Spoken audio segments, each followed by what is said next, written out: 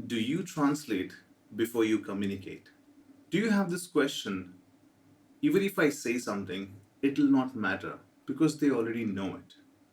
Do you have this question in your mind that what will if I make mistake?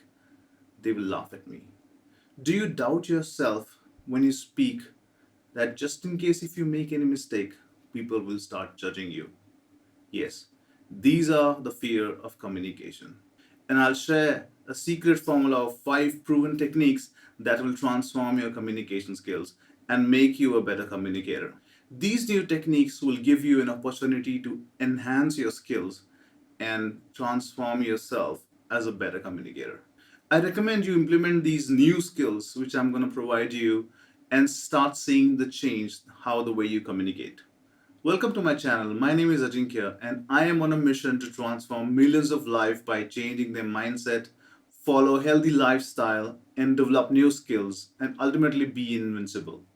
Communication is one of the biggest challenge, be it your corporate world, be it school, be it college, be it anywhere. If you struggle articulating a sentence, if you think twice before you speak, if you have a lot of fear to present your thought process the way you communicated, I think, yeah, this is the right place where you're going to learn 5 proven techniques that will help you transform yourself to be a better communicator. Firstly, you need to unlearn whatever you've learned so far and focus on what I'm going to share with you. This is very important, and if you follow this video till the end, you will see there are very simple techniques that you can implement and you can practice to improve your communication skills. Number one, be confident.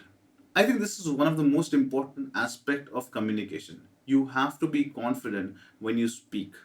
If you be confident, if you don't fear, if you remove all the doubts, if you remove all the anxiousness before you speak, I think that will be the first step which you want to implement. I know it is difficult, but it's not hard. It's not impossible. The thought of what ifs will definitely keep you away from getting into a conversation. So, what if I make a mistake? What if I forget something? What if people ask any question which I'm not prepared for? These are most common situations where people come into, and people don't want to get into the situation, and that is why the reason people don't get into a conversation or not ready to present in front of anyone. If someone asks you to do a presentation, you're scared because you're not confident. I think first thing you need to bring in your mindset is be confident. Prepare for your content and be confident of what you speak. If there are questions asked which you don't know the answer for, there are different ways to manage it. You can use techniques to manage certain situations and overcome this fear. I will let you know what has worked for me when I was in this situation. When someone asks me a question which I'm not prepared for, I said, "That's a great question. Let me get back to you." It's a simple way to get away from this situation. If you know the answer, be confident and give the answer. So, your first point is be confident. Now, how you can be confident? There are different ways, there are different practices, there are different techniques which you need to implement, and slow and steady, you will start getting that confidence level. Number two is reading. Yes, reading improves communication. Now, you will ask me how reading improves communication. When you read, there are a lot of words, there are a lot of sentences you go through, and your mind starts grabbing those sentences. There are situations where you don't understand a specific word. What I recommend is highlight that word and review it later once you have an opportunity to look at them. Understand how that word is used in a sentence and try to utilize those sentences, those words in the way you communicate. I would recommend reading newspaper, reading books. I think newspaper has a lot of information, a lot of good vocabularies which you can start implementing and learning. Reading books will give you the way of how you can learn the art of storytelling. Books are mostly kind of stories, and in your communication, if you add storytellings or the way you tell stories, I think that is the best way to communicate and interact with the audience. So reading is not just reading. Read the book, understand how it is articulated, understand how it is laid out, what exactly they're trying to convey the message, and if you are hooked to that message, then that is the right way to communicate. So read the books, read articles, read as much as you can. Not just reading, learn and relearn from that readings, take notes, revisit the words you don't understand the way it is used in a sentence, and start using it. The third and most important thing is buy a dictionary. Yes, buy a dictionary. Now, the reason I'm saying buy a dictionary is when you read and you don't understand a specific word, you can highlight that word and go back to a dictionary and see what that word means and how it is used in a sentence. In the dictionary, you can also look for synonyms of that specific word and try to replace that word in a sentence. That's how you can improve your vocabulary. I think this is one of the most important step of improving communication. Buy a dictionary and start using that while you're reading any of the articles.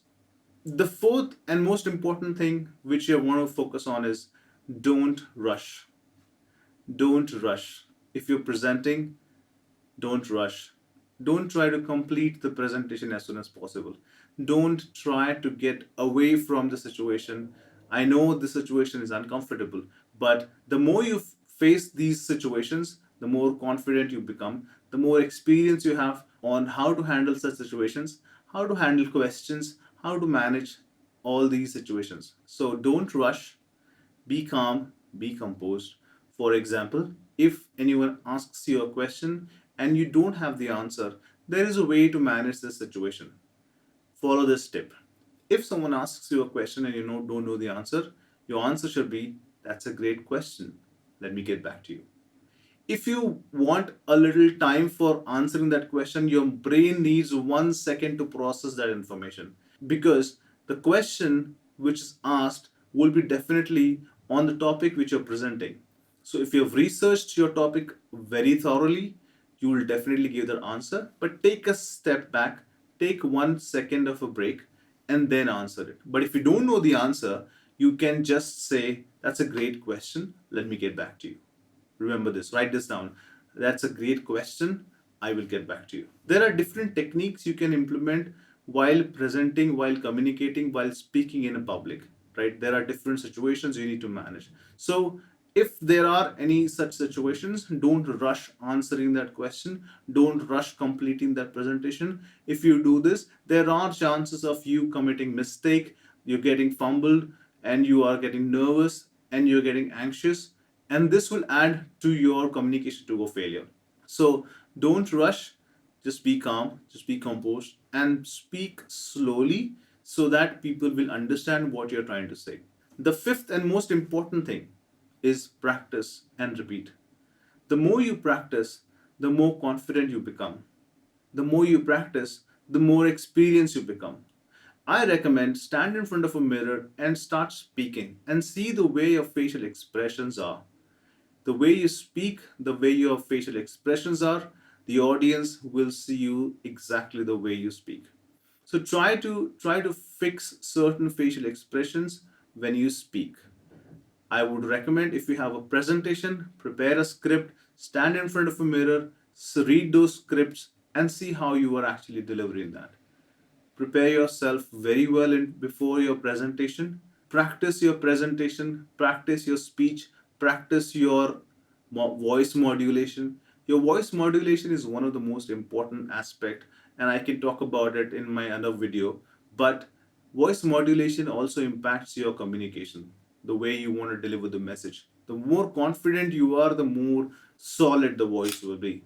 So be consistent in your practice. I would recommend read at least 30 minutes a day, identify certain words, read those words in the dictionary, and practice your communication skills.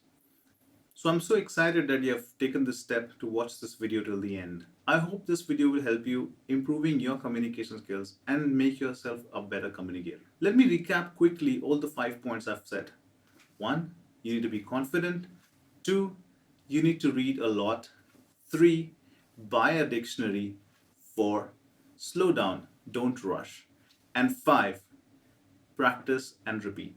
I hope you like this video. Subscribe to my channel, press the bell icon, and keep watching my channel for more videos on communication skills, personality development, mental health stability, financial health stability, fitness and health, and food and nutrition.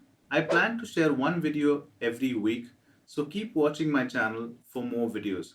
Comment below if you want to know anything about any subject or any topic which I need to cover. I will give you all the information I can. Join my Facebook group where I share a lot of information regarding all these topics which I mentioned on communications, mental health, physical health, financial health, and spiritual health. The link is in the description.